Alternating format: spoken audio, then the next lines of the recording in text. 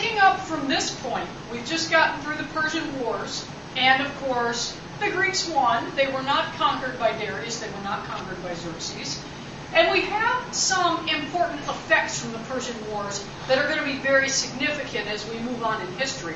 So, if you want to just drop a great big old arrow straight down from the Persian Wars, then we'll keep going. Alright, Persian Wars. Going to bring a lot of money and prestige and power to Athens in particular, leading to the Golden Age.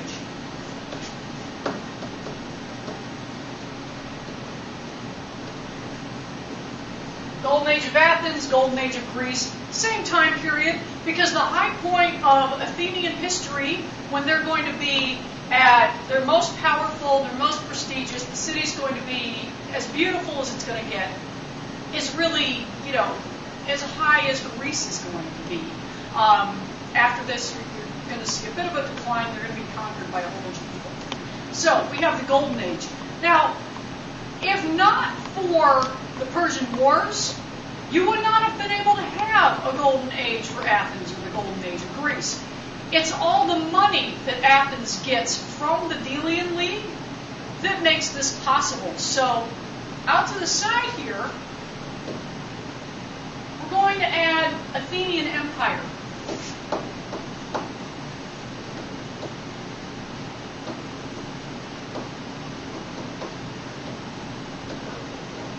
Not the kind of empire that you're building from conquering other people. It's not that they're going out and conquering all these other city-states, but they had so much influence on them, and they're getting so much money into the treasury for the Delian League that they're basically using what's left over after they pay for the navy and spending it on themselves.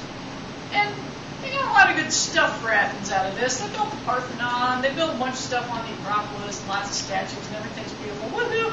And that's great for Athens, but it's going to cause some problems later. So, we have all this money flowing into Athens, leading to the Golden Age. You've got all this artistic stuff that's going on. And over time, it's great for Athens, but you're building some resentments with other city-states in Greece. Particularly, come on. Sparta! Okay. Sorry. So, you have this old rivalry between Athens and Sparta, which eventually is going to lead to the Peloponnesian War.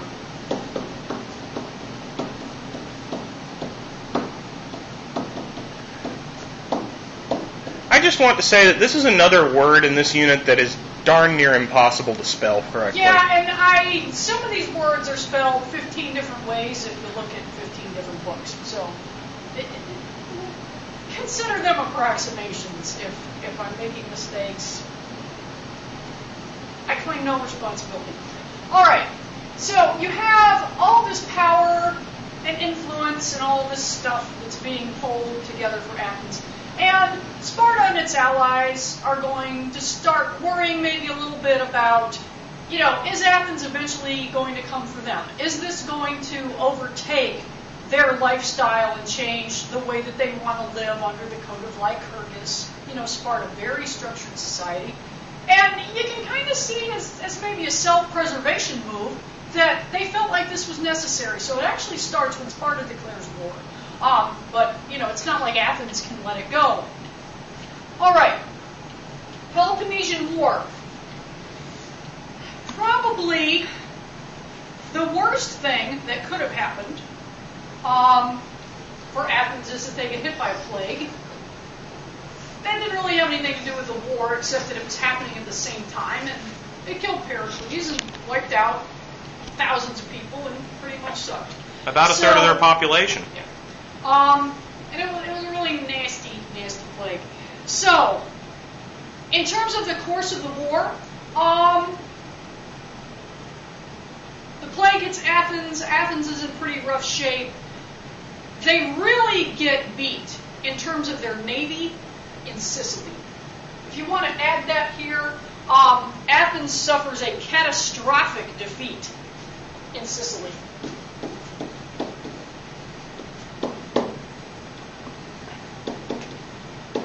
go Sparta.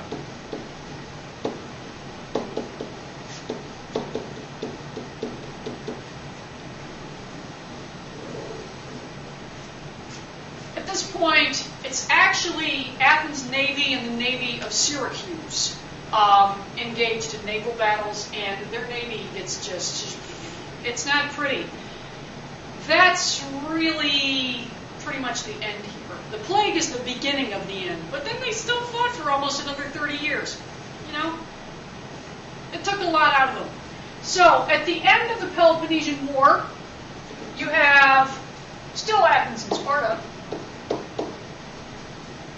But Athens, because they lose, and it's so bad that they fought this for so long, they're going to suffer in a lot of ways culturally and politically, as well as economically and militarily.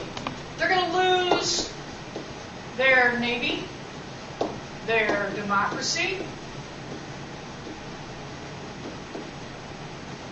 They're going to lose their Delian League. So no more empire. That's all gone. Pericles is dead. You know, this doesn't look so good. And, this is one of the things they're most proud of, is their democracy. The democracy is going to be replaced by a Spartan oligarchy. So, that's all gone. It's all gone. Power, wealth, money, gone. And Sparta, well, they've won. Okay? So, this is going to cause a lot of changes in the way Greece functions.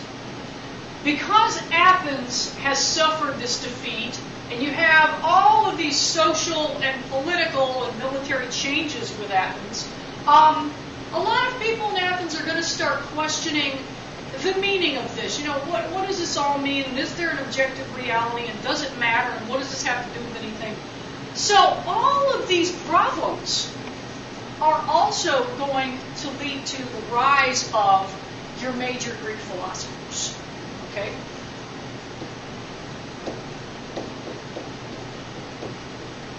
I'm going to squeeze that in right there. Okay? Because it's all of this turmoil that really gets people thinking. Socrates, Plato, Aristotle, they're going to come after this era. Sort of how the Civil War created modernism. Something like that. Okay. All right. So that gets us through the Peloponnesian War. But there's another step here. If we keep going. Peloponnesian War,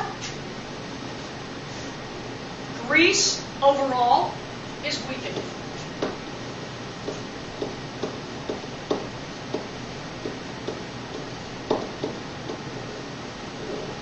You fight a civil war for about 30 years, things are a little torn up. A lot of people have died. Society is in a good bit of turmoil, and they're not ready for an invasion by Philip II of Macedonia.